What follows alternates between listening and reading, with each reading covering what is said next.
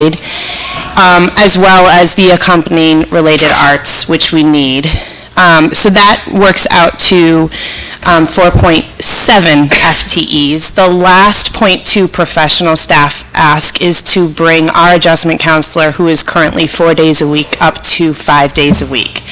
As my colleagues spoke to the needs that we are having, I need to tell you, as a person who has been primarily a 3rd through 8th grade educator, the needs, the concerns, the social emotional concerns we have for our 4th and 5th graders are significant. I can tell you that their caseloads are over 100 each, so when you're asking, more than 20% of the students at Hopkins utilize in a Tier 2 or Tier 3 basis counseling supports on a regular basis. That leaves a lot of questions. I've had a lot of conversations with Mr. Bishop about challenge success and what is driving this, and there's obviously a lot of factors, but when you're talking about 20% of the students with mental health needs requiring services, 1.8 staff is just not enough. And we do not have a full-time BCBA in our building, so you will frequently find me working in the intensive room or in one of our other classrooms because we just don't have enough right now to manage with the needs. So we're asking for just a 0.2 increase, but that would bring us to 2 full-time counselors at Hopkins. I did put into mine, and I think this is really important for you all to be aware, that the recommendation for counselors is really at about 250 per person. That's what they recommend. And currently we're at 323 students to 1 counselor. This would only bring us to 310. So this little increase, we're still well above, and this is what I would say is my still biggest concern as a middle elementary principal. So that brings us to our 4.9 FTEs of professional staff. My last ask is for a 0.2 increase in secretarial support. This would bring us back to where we were with secretaries back when we were under 500 students. And anybody who has seen the work that our office staff does, it's amazing. They are miracle workers, but this is just not sustainable currently. Again, my psychologists, my counselors are pulled in to help out. I'm staffing the front desk frequently, as is the assistant principal, Ms. Babson. So we really do need to have somebody full-time in both of those seats in the office with 600 plus students in the building. So that's the primary increase. It is a significant increase. The other piece of our budget is obviously our supplies, and right now within our budget there was one piece I wanted to bring into light, and that would be there was a significant percentage increase because of the 4 classrooms.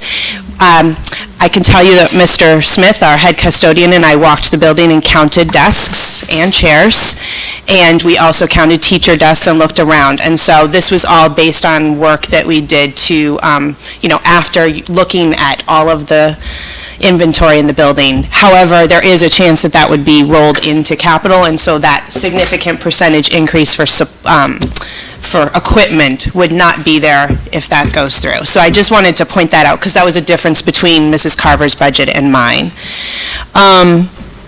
The other piece of our budget is really looking at curricular and supplies.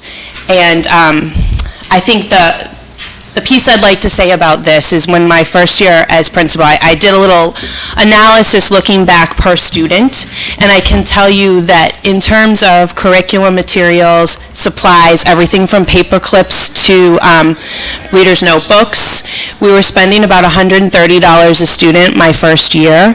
This year we're right around $90 a student to educate your 4th and 5th graders. This is what I've asked for is it works out to a 20% increase, but with our increase in students, it's really not bumping that up. So for about, I'm not counting personnel, of course, but in terms of the notebooks and paper clips and everything else we need to run a classroom, including math materials and everything else, we're looking at under $100 per 4th and 5th grader in Hopkinton. So I think that's important to put into perspective for our families at home, what they're getting for their money. So, any questions for me? Sure, so I'll go. So I feel like, again, sort of the same theme over and over again.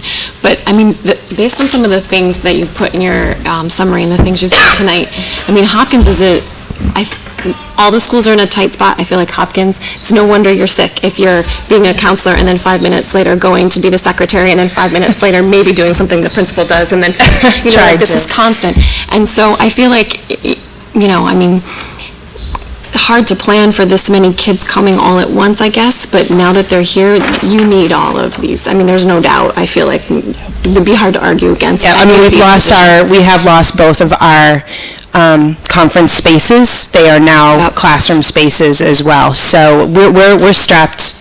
You are, and the fact that with 4 additional full-time teachers housed, I'm imagining, in those modular classrooms, and you still have 23 kids per class, that barely alleviates the pressure that Hopkins is feeling. So I think that we have to make sure that we do everything that we can, especially to support your building, so that the principal doesn't get sick from doing every job in the building for 10 minutes. Well, and I'm not the only one. I mean, I have an incredible staff who's pitching in all the time, but I do worry about the toll when you're having 25 children and when you're talking about that 20% with mental health needs or social, emotional, behavioral needs on top of obviously very different learning needs. It's a lot of pressure, and I'm very committed to making sure that we're creating an environment where our teachers are still excited to come to school. We try and have a lot of fun. I don't know if you saw the YouTube video that we put out from Hopkins with our staff, so we're doing a lot of things to try and promote culture with teachers, because I think that's really important given some of the strapped. I know that you toured some of our other spaces, wondering about, do you really need those 4 classrooms? Could you convert something? But as you saw, just like Mrs. Carver spoke to, there are 5 educators working in one room right now to provide a learning center. And so just like Mrs. Carver, we've got corridors up everywhere trying to make it work. And as those groups get larger and larger, it's very challenging. I was in there earlier today, and the amount of kids learning in the hallway is true. I mean, the staff does an amazing job, and I certainly wouldn't call it a complaint so much as just an observation. Like, these kids aren't even in classrooms anymore because there's just no space. So it needs to be addressed. It absolutely needs to be addressed. And I think your point about 20% of the kids needing additional support for their mental health, that's a conversation for sure for a separate day, but if you don't have the staff there, you need that person there available to help, because that many more kids come in the building, you might be called in anyway for additional support, even with those 2 people. So I think there's nothing. And there are the Tier 1 supports we were able to provide. Mrs. Shea used to provide counseling classes. We talk about it on a regular basis. That is not happening anymore. That's, between Tier 2 and Tier 3, we're in crisis mode and triage on a regular basis. Yep. One thing I will say, actually a couple of comments. I feel like some of these requests were coming, like the bursting of the seams at Hopkins was so obvious for the past couple of years. And the tour that we did surely highlighted all of that. So I'm first of all very glad that we've gotten the approval with the extension and whatnot. Of course, it's only one step. We still have one more step there. But also with all of these asks, I absolutely support all that you're doing here. And, again, I hope you are taking a break. We need you to stay strong and be there and hold all of this together. The other thing that caught my attention is you collaborating with Mr. Bishop on challenge success. I think it's a very important conversation to be had as to what success means, and there's no one formula for success. I think the more we have those conversations, the earlier we have those conversations, the easier it would be, and we won't run into these mental health challenges that we try and cope with much later.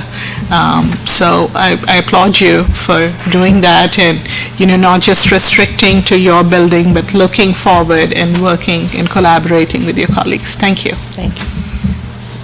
I'll just comment on 2 things. At our capacity forum, one of the parents attendees asked, with all this growth, have we seen a change in outcomes? And I think one of the things we've been talking about a lot is the way the staff has really stepped up and in a crisis mode has really tried to insulate the students from all the growth. So it may seem to people like all of a sudden we're getting asks, this is something that's been building. We've been working at a pace and stretched so thin, it's not sustainable. I'm so thankful that people have risen and pitched in and figured out how to make this work, but we just can't keep going forward. It's just not sustainable. It's not healthy for the staff or the students. So I think we have done a great job of actually keeping the students' experience as consistent as possible, but it is only through crazy gymnastics and heroics on the part of our staff. So I really appreciate the work that they all do and completely support the asks from all of you. I think it's just really important right now. Yeah, I think Dr. Kavanaugh spoke about that at the meeting the other night when she said we are seeing the data that this is having an impact. You cannot do the same things with 25 children sitting in a classroom that you can do with 22. And I'm going to be completely honest about that, when I look at my watch list data, I have a lot of concerns. Yeah. The other thing that came, there's two things. The other thing that came to mind is at special town meeting, we heard a lot of support from the community, and we're very thankful. But one of the things that we also heard in some of the comments and some of the echoed, I agree, or whatever from the audience, was that parents are looking for you all to ask for what you need, because I think the community recognizes that this is a situation that needs to be supported and addressed, and we need to, look forward. So they're asking us to actually ask for what we need. So I think if I were speaking on behalf of the voices that we heard at a special town meeting, it seemed like people understand and they want to support this. So. And I mean, as you all know, that we've already come in with less than what we really did feel. I mean, behavioral supports at Hopkins, those things, the special ed teachers. I mean, with 28 classrooms, to have 6 learning specialists, I mean, when you just kind of think about that and do the math. So I think it is important for everyone to realize that all of us have definitely, and I'm certainly not alone, Mr. Bishop's going next, Mr. Keller, all of us, special education, technology, and buildings and grounds, we've all, and I know Ms. Parson too, there's other positions that we've already made substantial cuts on things we felt were necessary. I mean, with a school of 640 children of 9 to 11-year-olds, I mean, to be completely honest, I think there should be at least 3 or 4 counseling and behavioral staff people full-time. So when you ask about wants or real needs, that would be the next place that I would say that this district needs to look closely.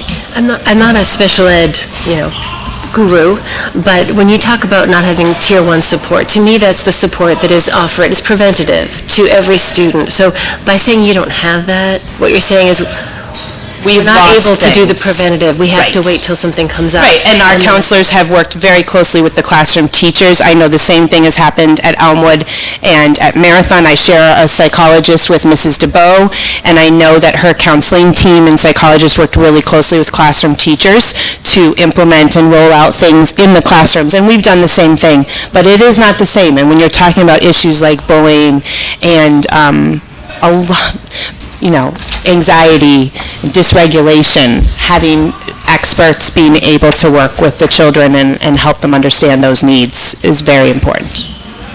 I just want to echo what my colleagues have said, but also to thank you for your frankness about the limitations you're encountering right now, and I hope you'll come back and ask for what you need, if you need it sooner rather than later, because to have 6 learning specialists for 28 classrooms, I mean, I can see which students are really experiencing the loss of attention from this number of students and so few staff members to attend to them. And I know you're doing everything you can and you craft your budgets with care and you have an exceptional team here. But to me, this sounds terrifying. Right, and as you all know, the difference between one dyslexic and another dyslexic and one autistic child and another, they are very unique individuals, and what they need is not all the same. And so just like any other group of children, you can't say what works for one is going to work for another. So, Yeah, thank you. Thank you. The independent variable here, we have obviously the enrollment and growth and whatnot, but is that I know that our Youth and Family Services Department in town is seeing an increase in need, and that's what kids need now compared to what they needed 10 years ago with counseling. It has changed. absolutely. So that's, appreciate you bringing it all, and I would echo what Meg said in being frank with the limitations. Yeah, and I hope you feel better soon. Yeah, go get some sun. Thank you, Mrs. Bilella. Even superheroes get sick. That's my sympathy cough. Good evening, Mr. Bishop. You corrected that. There's one in the pile with your name on it, I think. What's on the other side? Yeah? Good evening, everyone. Nice to see you. I want to first just thank you for being flexible and rescheduling the high school budget presentation. There was a conflict last week, so thank you so much. But it's really nice to get to see Mr. Bowe, Ms. Bolello, and Ms. Carver present. I don't always get to see them. And if I was a parent of an elementary school student, I have twin second grade daughters, and I'd be very fortunate to have my children under the leadership and direction of this group. They're a very talented group of principals and great colleagues, and it's a pleasure to work with them. So nice job on your presentations. So I'm excited to talk a little bit about the high school and our needs and wants for the FY 21 budget cycle. I feel we've put together and proposing a pretty fiscally responsible budget with regard to our personnel increases as well as our non-payroll accounts such as supplies, equipment, co-curriculars, and textbooks. Over the last 2 months, we've had multiple meetings with our SMLs. It's another group that I think is just a tremendous asset to the district. We have wonderful department heads, both at the high school level but district-wide. I've met with each one of them at least twice, sometimes 3. They've also had meetings with their departments just to collect data or information on what is necessary for their departments to continue to meet the needs of all of our students as our enrollment is increasing, as you've heard, and we all know. We have, based on our discussions, based on meeting with central office, we have already made some reductions. I think Ms. Bolello talked about it a little bit.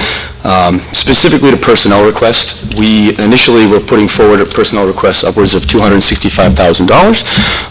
It has since been cut down to about $127,000. So in the difference of FTE there is, we were initially asking for about 4.5 FTE, and we're now closer to about 2.4 FTE. And some of the cuts consisted of some things that I think would be really important to have, but such as a director of social emotional learning, we keep hearing that. Districts have that around us, and I think that there's some value in that position, as well as our career and vocational coach that we've talked about here at school committee a few times. But knowing where we are in the budget cycle and where we're at in the community when it comes to our enrollment and our budget, I know we're focusing on things that we need, not necessarily the nice-to-have things. So those are some of the things that we removed from the budget, if you were wondering what the differences were between our staffing. And what remains is more staffing, and I'll get to it, just for our classrooms, to kind of meet the needs and make sure our class sizes are appropriate. But I just wanted to comment a little bit on kind of the cuts we've already made to the overall budget. So when it comes to the personnel summary, we have first and foremost an increase of 1.4 FTE. So that's what's still in the budget and what we're presenting. That FTE will get distributed to different departments based on student interest throughout the course selection process, which happens in March and in April. But right now, some of the departments that are starting to bubble a little bit are English, history, wellness, our French department, and our business, technology, and engineering department. Those are some of the ones that we're looking at right now as probably needing some of that staffing. For example, about 65% of our honors and AP history classes have over 25 students on average. 9th grade wellness classes average right now at 28.5. 50% of our English honors and AP classes are over 25 kids. We've had to not run as many business, technology, and engineering classes as we'd like to run, just because we don't have the staffing to offer the different courses. That is obviously a department that just continues to increase in terms of enrollment and interest over the last number of years. And we have certain levels of French that have an average of 29 students in the class. So those are just some areas that we are identifying that would need some support. The next increase we're looking for is secretarial support in our guidance department. We're looking for a 10-month guidance secretary. Right now, we have one 10-month guidance secretary for 1,240 students, 7 school counselors, And when I started here back in 2005, 2006, I was a school counselor. We had a 12-month guidance secretary and a 10-month guidance secretary, 5 school counselors, and 2 adjustment counselors. So we have grown and we have reduced the supports, and we're feeling that. We need some additional support. Right now, we're using one of our campus aides who should be in different areas for supervision as kind of a guidance secretary at times. And so that's something we need to address, and we've seen a kind of just when it comes to volume of paperwork, registrations, meeting requests, those types of things, we need some more support. So that's another request that we're looking to add for the FY21 budget. And the third is a request that I actually came here in June and we approved, which was the 1.0 school counselor position, but it needs to be reflected in the FY21 budget. So those are our personnel increases at the high school. In terms of our expense summaries, what I did was on our executive summary here, I put any of the accounts that have over $2,000 of an increase. We have 34 non-payroll accounts at the high school, 21 of which are either level funded or show a decrease. And of the 13 remaining accounts, only 3 show an increase of $2,000 or more. So overall, when it comes to our expense summary and all those non-payroll accounts, you have an increase of about $22,000. The 3 that jump out when you look at the increase, the first is the co-curricular supply account. We're up about $4,000 in that, and that is just because we have more kids doing more things, which is great. We have 6 more robotics teams, so the registration numbers are up. We have 20 more students doing science fair, so those materials need to be ordered for those students. So that's just a little bit of the increase when it comes to that account. In our principal's professional development account, it's up $11,000, and that is basically around our decennial visit that's coming with NEASC in November. So I know I've talked to you about our collaborative conference that happened last year. So next November, a year from now, they'll be coming 8 to 10 educators from around the state, or actually around New England. And part of that $12,000 is to get them the rooms at the hotel, food, conference room within the hotel for them to do their work, travel expenses, so that's what's covered. And if you recall, they've put some areas of focus for us at the high school. One is around kind of a written curriculum and having it be online, which we have pretty much completed at the high school, which we're excited about. It's talked a little bit about our levels of staffing and our capacity in terms of the building space. Obviously, potentially adding these classrooms can satisfy that, as well as adding some teachers. They want us working on a vision of a graduate, which we're in the process of doing. Their biggest concern was around social emotional learning, so with challenge success and looking at our schedule, those are things that we're doing when it comes to the SEL work. And then community partnerships, they wanted us to kind of continue to kind of expand that, and with our STEAM work with Dr. Kavanaugh and Ms. Lachansky and Ms. Parsons when it comes to our vocational work that we're doing with Ms. Crucifulli, so we have some things going when it comes to that work. So we're excited for the visit, but it is an expensive visit, as you can see. But that's just part of the process. And then the last is in our equipment account, where we're up about $3,000 just to add additional classroom furniture, student desk, chairs, teacher desks, especially if we are adding classrooms, we'll need to be able to furnish those classrooms. So that's really kind of our increases when it comes to our non-payroll as well as the personnel summary. So I'd be happy to answer any questions if you have them about the high school. Questions?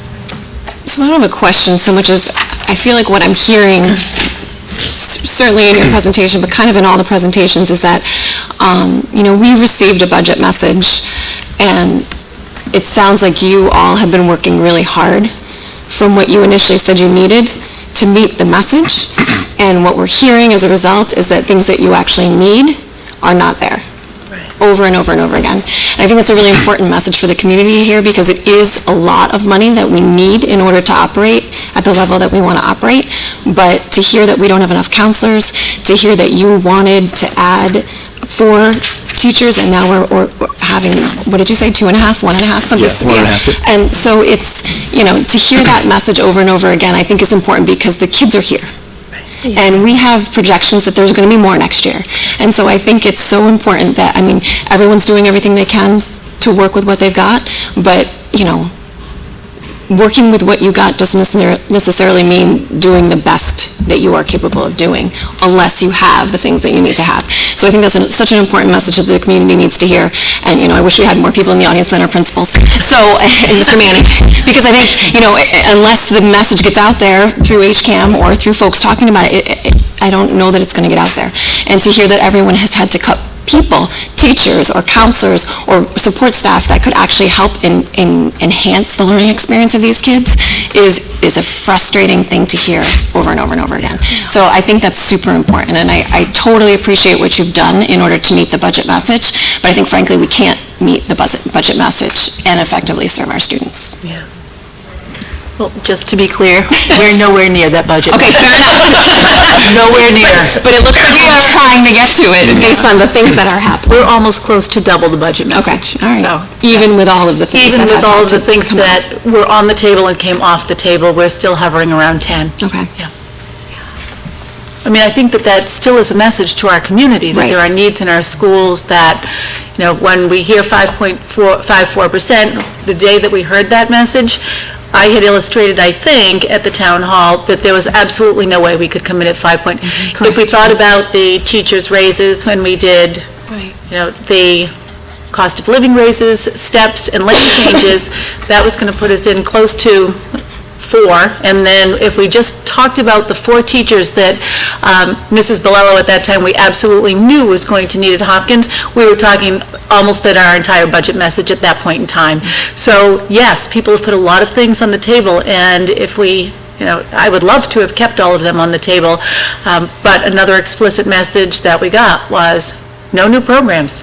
So, we are trying to build an educational system here and grow our programs, and I understand it's a very difficult budget year. They all are, but it's really hard not to be able to grow programs when you know that those are things our kids need. And I think that 201, you hear the social-emotional piece. We're grateful for school adjustment counselors. If we could have a K-12, SEL, I mean, we would like all of those things, but to even get to somewhere below 10, those are the things that have gone out of our budget. So just to wrap my comments, I think, personally, I support all of the budget presentations that you've done tonight, but I kind of don't, because I want you to have what you need. So I would rather have them, I don't want to say I would rather have them bigger, but I would rather have them bigger. This is what you need in order to run your school. Correct. I want them to be correct. Exactly. So, I totally appreciate what you've all done, and I, of course, support you in your work, but I feel like you don't have enough to do the work that you need to do. Yeah. Yeah. Your My turn is over. Yes, to all, but like the guidance secretary, this kind of thing, that kind of thing really concerns me, because obviously you had more, you had to cut, and I just can't quite fathom how you get by. And I know in the summer months, you don't have a guidance secretary. A lot of people enroll in the summer. A lot of things happen in the summer, and you're using the central office administrator. And our main office secretary as well. Yep. And what I'm feeling, like, I don't know, what I'm guessing is that when we had to cut back on support for the guidance counselors themselves probably had to take time away from the guidance they're offering their students to do some of those administrative functions. And while it seems like it's 2 steps removed from a student, it really isn't, because this is the kind of thing that I think we've been limping along thanks to your efforts and your staff's efforts, but these supportive positions are critical, and they are kind of student-facing. They have a really direct impact on the student experience. So, yes to that. And likewise, things like the history, English, and French. These are, particularly history and English, I could speak to directly. You're talking really large class sizes. These are classes where students are they're dealing with concepts that they're then writing about. Grading writing is a time-consuming thing. It's not like a multiple choice. We need to offer our students opportunities to use the written word, and asking our teachers to have class sizes between 25 and 30 at the high school that requires them to then grade written work, it's really difficult. It's hard for them to get responses back in a timely fashion for learning for the students, and it's hard for them to assign longer written work because it's more to grade. So it changes the nature of the assignments that they can humanly manage. So when I hear you say, especially in the humanities now, where we need some support, I'm all for it, because I think it does have a huge impact on the kinds of work that students can do and the kinds of work the teachers have time to do. Yeah, and I think that it's a great point. I feel like in the last few years we've added some science and math support, so I feel like we're in a good place there. But we have some English teachers with caseloads of 120, 130 students, and to get feedback on a consistent basis. It's really challenging for them. And to Ms. Palola's point about the burnout, and people are just feeling the stress around that, and it's impacting the instruction in the classroom. And, and your teachers, again, I mean, hats off to our staff and our educators, because they, from my own kids' experience, I know that they have gotten creative with how they provide feedback. So, they provide draft feedback with recorded voice. They don't have time to write, down, but they'll go through and they'll record comments for a draft review that can be delivered in a timely fashion without them having to write them out. They're creative with how they deal with the stress of this, but I think they're kind of at beyond capacity in many cases, so. That's right. And let me just add that recording those comments takes a lot of time too. It does. Right, it does, yeah. It takes me longer to do those than to write out the comments. So I don't know if they're saving any time. And I'm very worried about morale. I mean, how long can this be sustained with all of the teachers feeling so overwhelmed by their numbers? I feel like we're not even talking about trimming the fat off a budget. We're murdering an emaciated creature.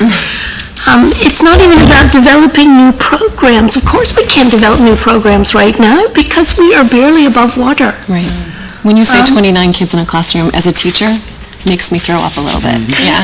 Or 120 for an English teacher. Right. When you don't learn how to write unless someone can pay attention to your sentence level prose. That's correct. And so are we going to have a bunch of kids who don't know how to write well or don't feel confident in their skills? I mean, I know you guys are fantastic. There's no doubt in my mind this is a great system, but... Any other thoughts, Nancy? Good. Yeah, thank you so much, Mr. Bishop, for coming out. Thank you for Being a everything. supporter of all the work that you do and all that goes on at the high school. Thank you very much. Appreciate it. Thank you so much. So looks like we're at the end of all of our, we do have central office. I'll just go through it very quickly. Superintendent's budget is about $10,000, so the rest of this that belongs to central office is actually quite a bit. The entire central office budget reflects an increase of $657,246, $366 plus of that is part of the payroll account, and $291,158 is part of our expense account. So how is that broken up? In terms of personnel, we have budgeted salary reserve because we will be negotiating contracts with non-union staff. We have some lane changes for our teachers, and that's always difficult to sort of determine because teachers will say, yes, I'm going to, complete my master's degree, or I'm going to be 15 credits beyond my master's degree.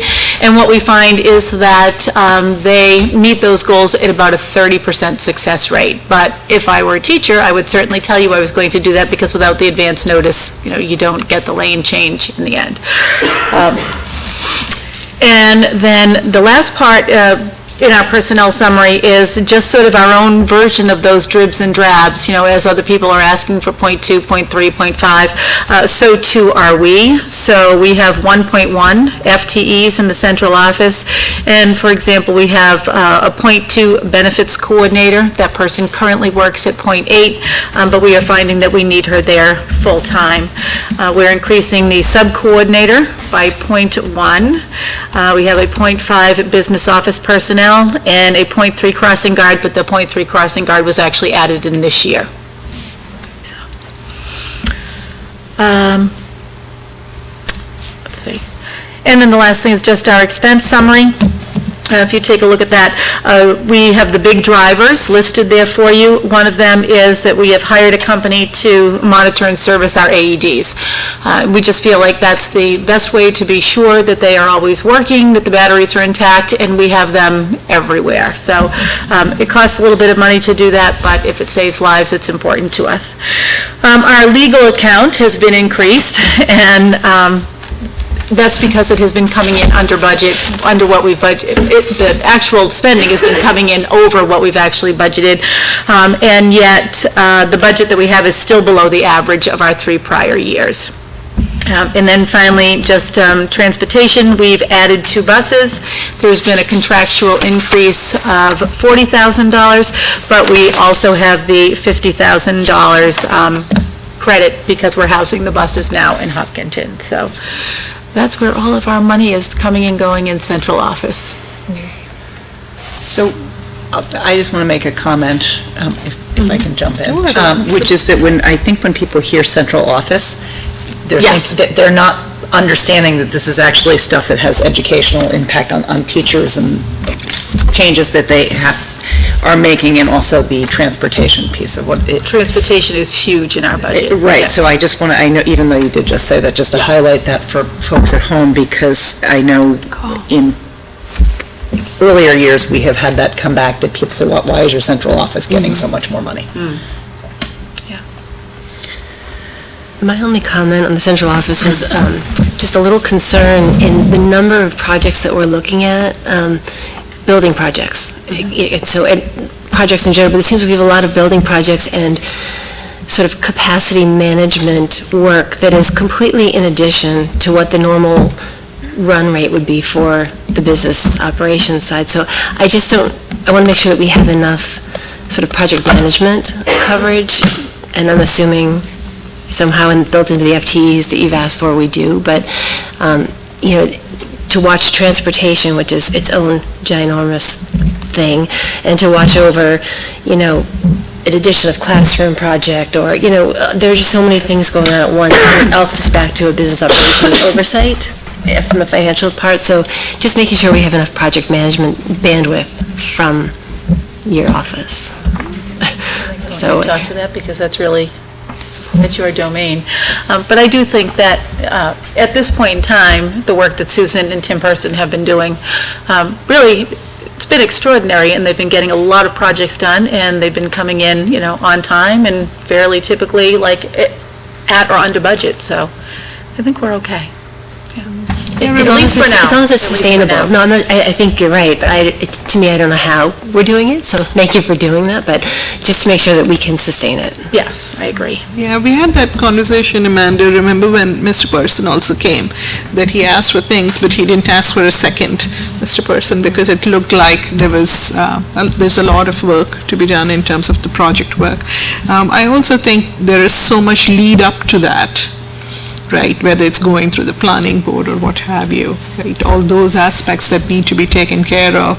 And I hope that the management of all of that and the timelines around it are lined up. It's not easy when you're also managing the day-to-day and taking on all of these projects. So making sure at the end of the day that these classes are ready in a timely manner when we open our schools in September.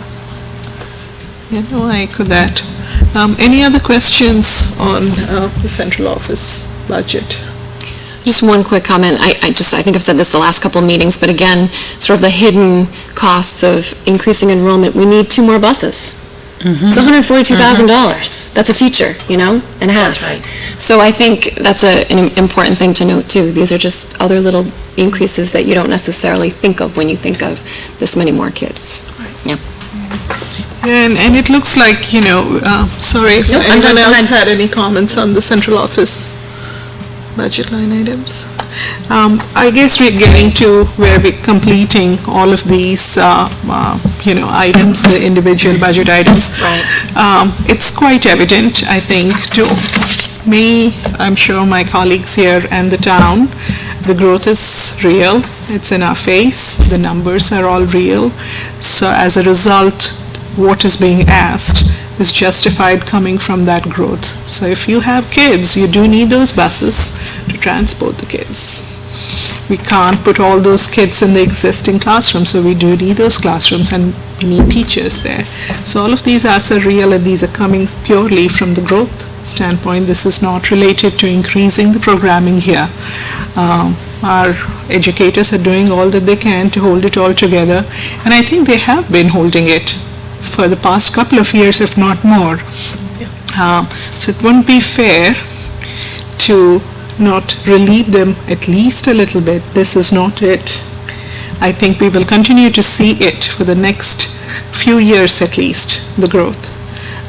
So thank you for bringing out all that is needed, and keeping all the fiscal aspects also in mind, and bringing some efficiencies that we have seen where possible. So that's appreciated. And if I can piggyback on that a little bit, Mina, I do want to thank the principals and all the teachers in this district, because every day when you see more and more kids in front of you, the job gets harder and harder. And, this is one of the conversations that we had a little earlier tonight, is that sort of the profile of some of our kids is changing. And so the behavioral needs are much different today than they were 5 years ago, 10 years ago.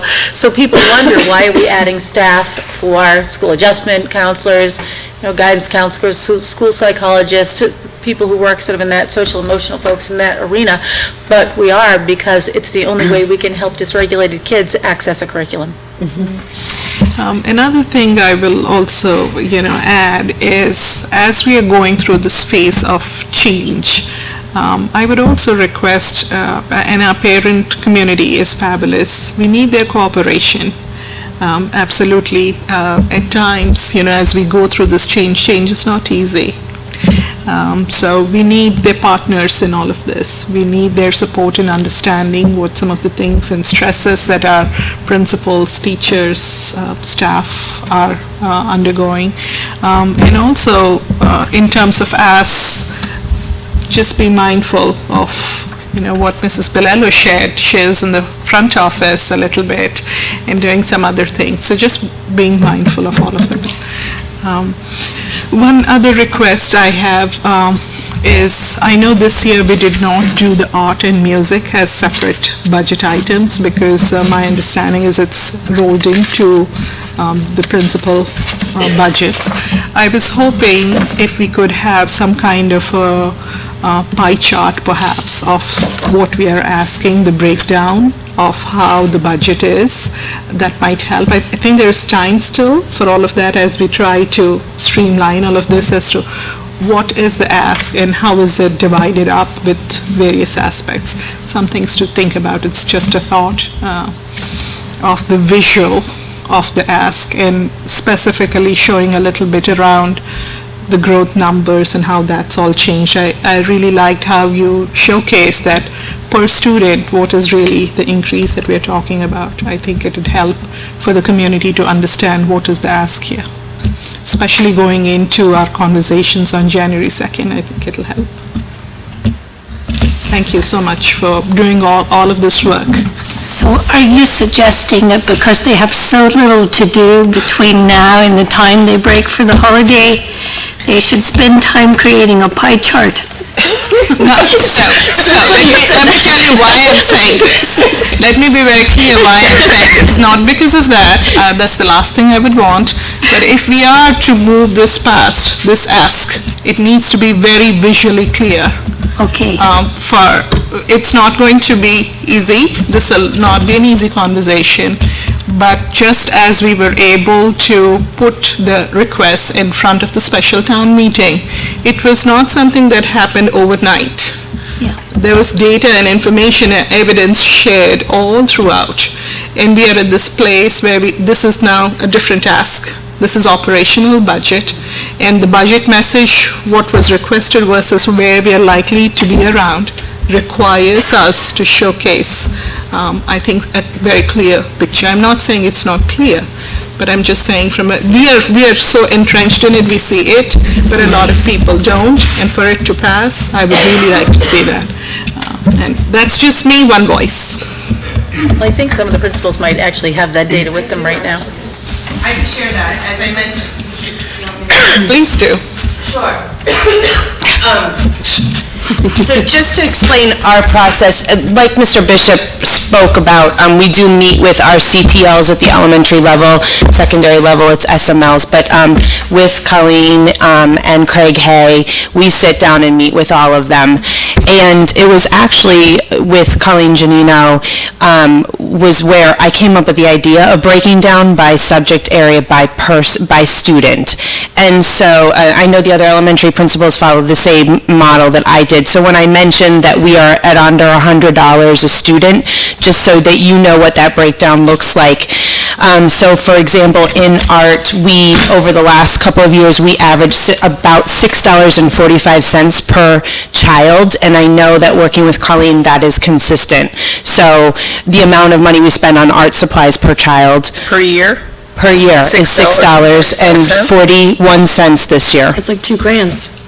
Right. And in terms of art, we're at $3.64 per child right now at Hopkins School. So in the past, we've talked about how critical, and to be honest, we rely on places like the HPTA and HEF to help support our budgets. So things like, we have a band at Hopkins and we needed a drum.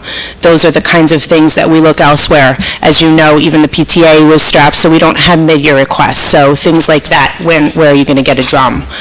Because when you're talking $3, so what that works out to, for example, for music, that's $2,100 for Hopkins School. That was what we spent on music this year. That's $3.64.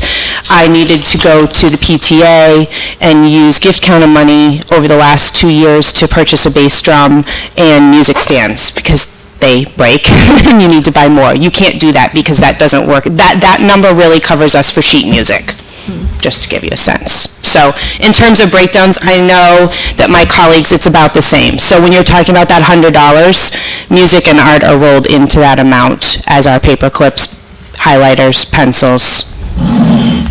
So just to repeat that again, $3.64 per student. $3.64. Would you like to know social studies too? That's $2.17. So we're spending $2.17 right now currently on students for curriculum and social studies at Hopkins. Our science, that was one of my areas that was an increase asked because right now we're at $5.20. As you know, the science standards have had a huge amount of increase in inquiry expectation in labs. So that covers all of our lab needs and as well as purchasing licenses for programming, which now is what we use instead of textbooks. So yes, $5.20 on science. I did not know you carried that around in that folder. I do. The other areas, but I think that gives you a good sense, and I know my colleagues have, it's pretty similar at the elementary level. I just want to highlight you are really stretching your dollars very well. That is amazingly small cost for the output of what you're putting for our students, so. Well, again, we could not do that. I mean, I have an amazing HPTA, as we all do, and without that we are doing this on the backs of that. As you know, we ask our parents to do a lot of supplies. We ask them to help us extra things for engineering labs and all of that all the time already, so. Do you also get help from the HMA for music? Or is it more middle school, high school? That has pretty much gone to middle school and high school, which is why we've gone to the HPTA, or I use my gift account money. Right. We all are hugely indebted to the support organizations that come through over and over again, for sure. Absolutely. And I think they've shown so much generosity in this past year. It was so much more evident to me. Everybody understands the needs and everybody's pitching in. Right. I mean, as you know, I spoke about the $22,000 worth of guided reading curriculum that was all purchased because of saving gift account money. So just to kind of put those kinds of things in perspective, that's where that money is coming from. That's right. Thank you. You guys are amazing, really, truly. Thank you. Yeah. No. I was just trying to help answer because I thought that would help put it in. Just to be clear, I was not looking for detail. That's not what I'm looking for. No, that's not what I'm looking for. Do I sense a little competitiveness between Elwood and Hopkins? No, I was talking about... I think they might need more crayons. So it's $4 for the art budget at, yeah. Well, that's the one budget I think we're consistent with. Are you? Yeah, because Colleen has been. Oh, right. We spend $5.80. It's kindergarten. I would expect Marathon to have more needs for that.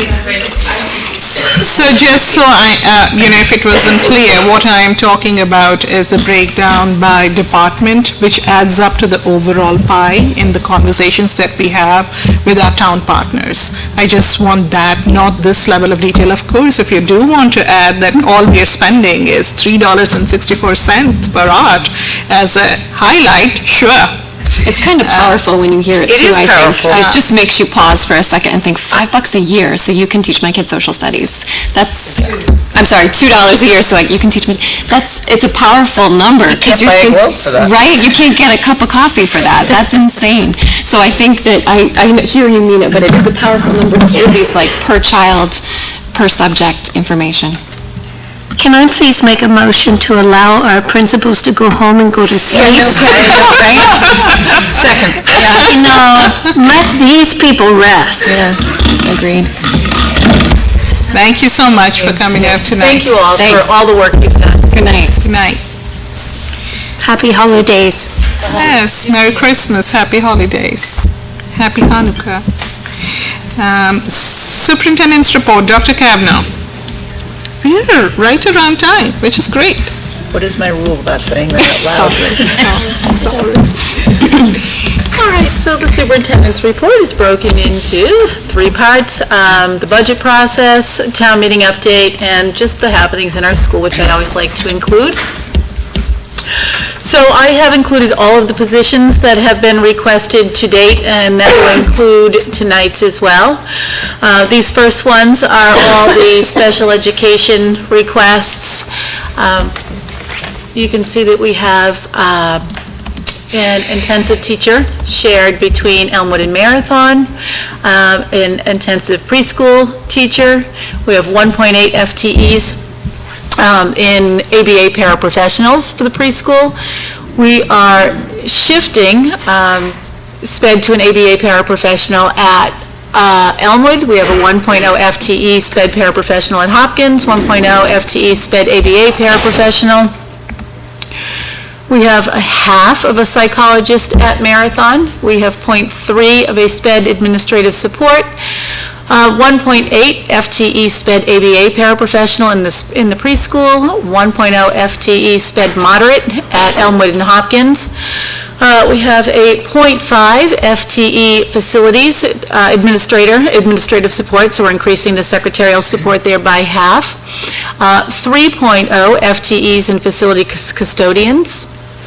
We have 1.0 technology, we've got the webmaster up there, 1.0 FTE middle school foreign language, 1.0 FTE middle school science, and 0.5 middle school assistant principal.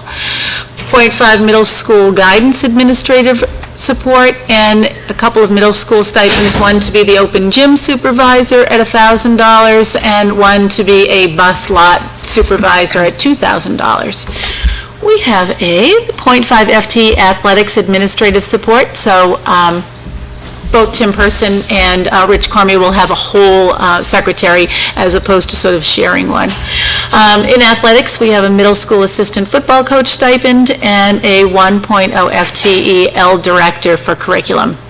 And we've talked about how our L program is just growing so rapidly that we feel like we need an administrator in that role now.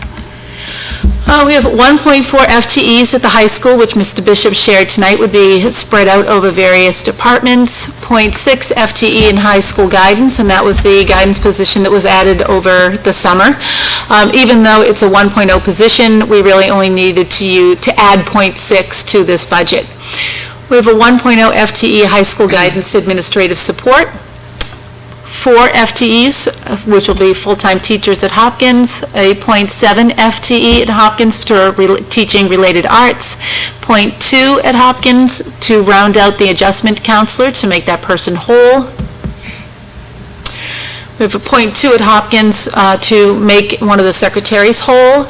We have 2 FTEs to become new classroom teachers at Elmwood, 0.3 FTEs in Elmwood-related arts, a half school adjustment counselor at Elmwood, and a whole teacher at Marathon.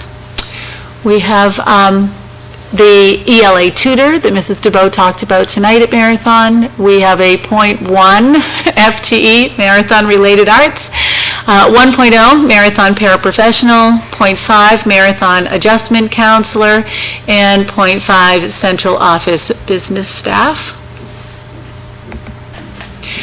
The last 2 central office dribs and drabs positions that I talked about tonight is a 0.1 sub-coordinator and a .2 central office benefits coordinator. So those are all the positions that have been requested and that we are submitting at this point. Dr. Kavanaugh, is there significance to the color? I was going to ask the same question. bold The red was was- red There were a couple red earlier on. There was Yeah. significance to that. So when Mr. Keller came and did his presentation, there was not a 1.0 FTE middle school science teacher in it. Since the time that he has presented, we have added that science teacher position in, and we did that because our fear is that